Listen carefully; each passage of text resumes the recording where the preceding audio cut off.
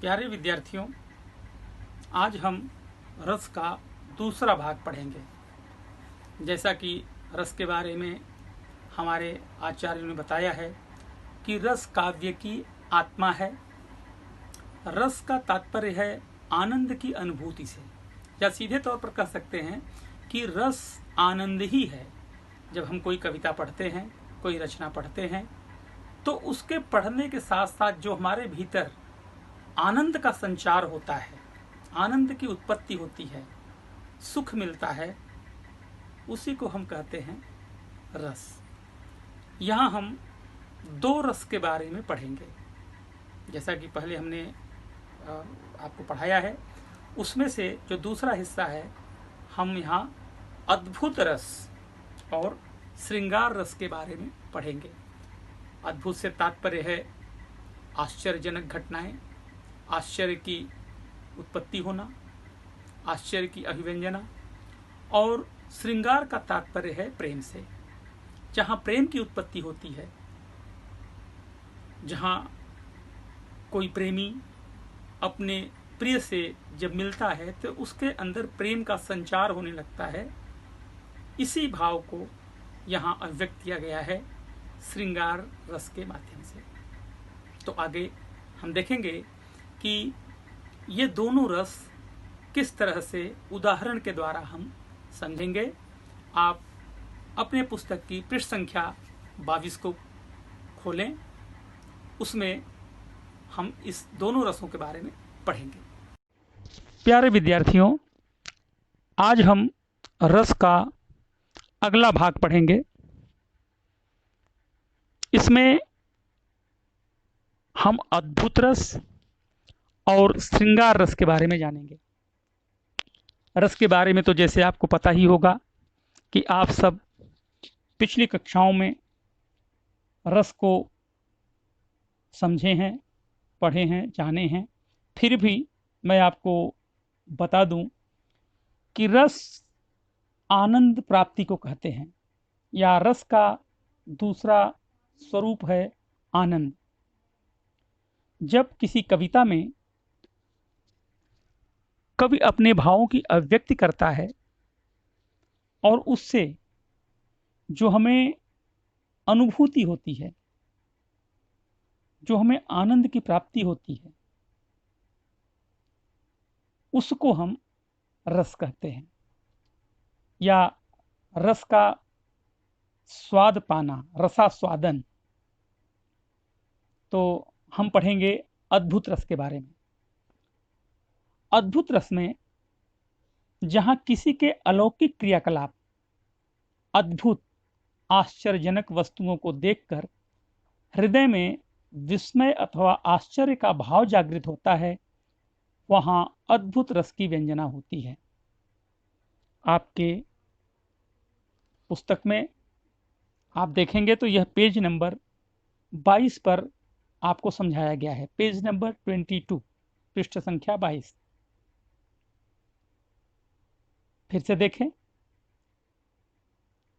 जहां किसी के अलौकिक क्रियाकलाप, अद्भुत आश्चर्यजनक वस्तुओं को देखकर हृदय में विस्मय, विस्मय कहते हैं आश्चर्यचकित होना, अथवा आश्चर्य का भाव जागृत होता है,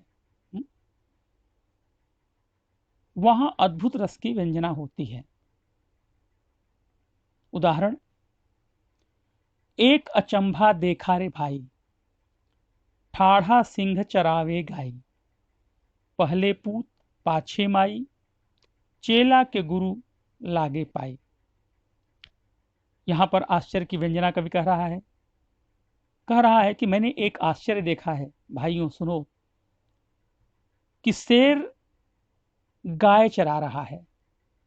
शेर खड़ा है और गाय चरा रहा है। पहले पूत चल रहा है, बेटा चल रहा है, पीछे पीछे मां चल रही है। और एक आश्चर्य देखा कि गुरु चेला के पैर पड़ रहे हैं। पहले पूत पाछे माई का तात्पर्य यह भी हो सकता है कि पहले पुत्र की उत्पत्ति हुई, बाद में मां की उत्पत्ति हुई। यह आश्चर्य रस है इसमें।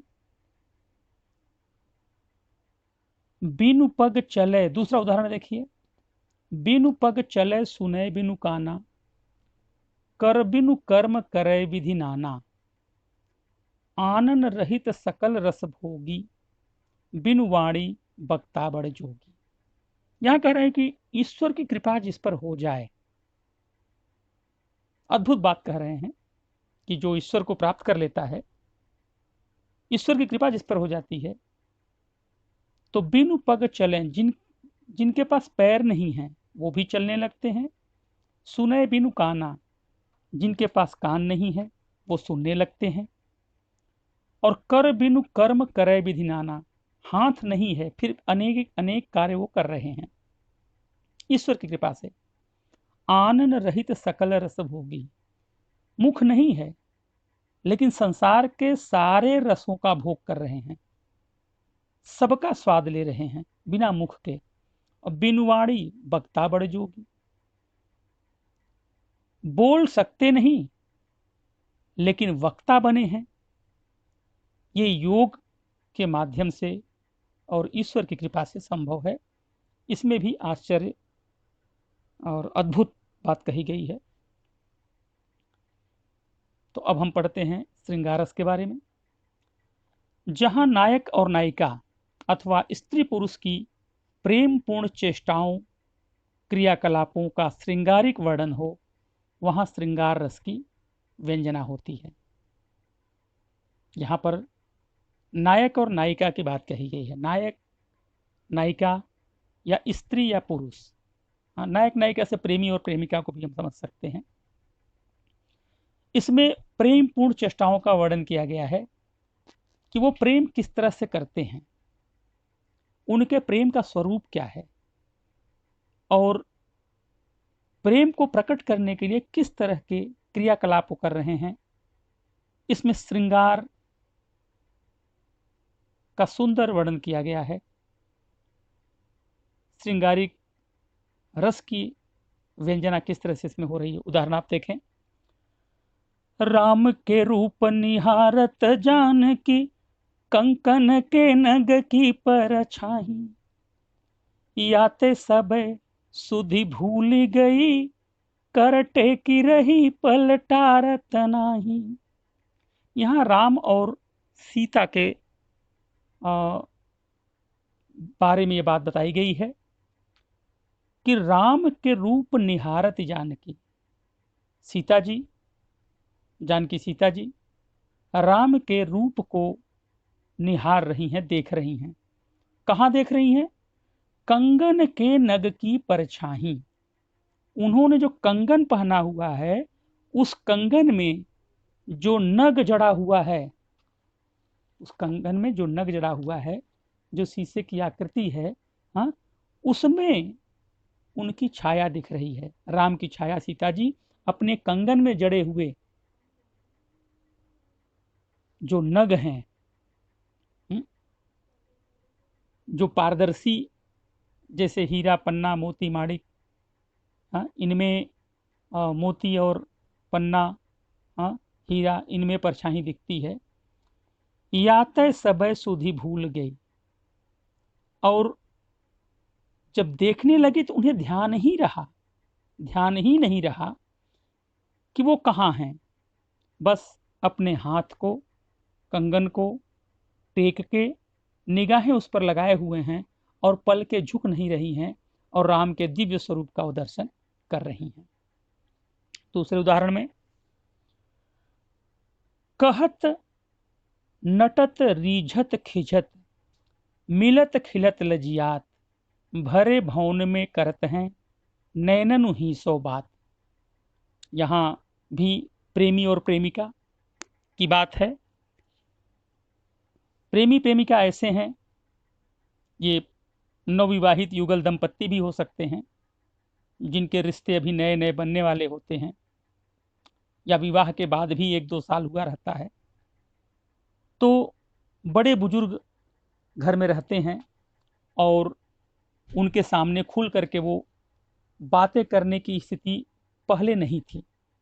पहले बहुत मर्यादा का पालन किया जाता था और पूर्णतः जो है वो बोल करके मुख से वो अपनी बातों को नहीं कह पाते थे। तो प्रेमी प्रेमिका नैनों से इशारा करके, आंखों से इशारा करके एक दूसरे से प्रेम प्रकट करते थे। तो कहत नटत, आंखों से कहते हैं, आंखों से बोलते हैं। प्रेमिका की आंखें प्रेमी को देखती हैं और जैसे कुछ कहना चाहती हैं। नटत, रीझत, जिद भी करती हैं उन्हीं आंखों के इशारों से और रीझती भी हैं। रीझना मतलब आकर्षित होना, आंखों से आकर्षण पैदा करना। खिजत, इन्हीं आंखों से अपनी नाराजगी भी, अपनी चिढ़ भी व्यक्त करती हैं। आंखें जब मिलती हैं तो खिल भी जाती हैं। लज्जात का अर्थ है शर्मा भी जाती हैं। भरे भवन में करत हैं नैनन ही सो बात। भरे भवन में, भवन भरा हुआ है, घर में सभी लोग हैं, लेकिन बगैर बोले उन सबके सामने प्रेमी और प्रेमिका अपनी आंखों से बातें कर ले रहे हैं। तो श्रृंगार का अद्भुत ये एक स्वरूप यहाँ प्रकट किया गया है। तो इस तरह से हमने अद्भुत रस और श्रृंगार रस इन दोनों को जाना है। अगले भाग में हम शांत रस और भक्ति के रस के बारे में पढ़ेंगे। तो आज हम ये दो रस समझ गए, अद्भुत रस और श्रृंगार रस। अगले भाग में हम शांत रस और भक्ति रस के बारे में पढ़ेंगे। तो प्रिय विद्यार्थियों, रस के इन दो स्वरूपों को उदाहरण के साथ आप अपनी नोटबुक पर लिख लेंगे और विद्यालय खुलने पर आप उसे सबमिट करेंगे।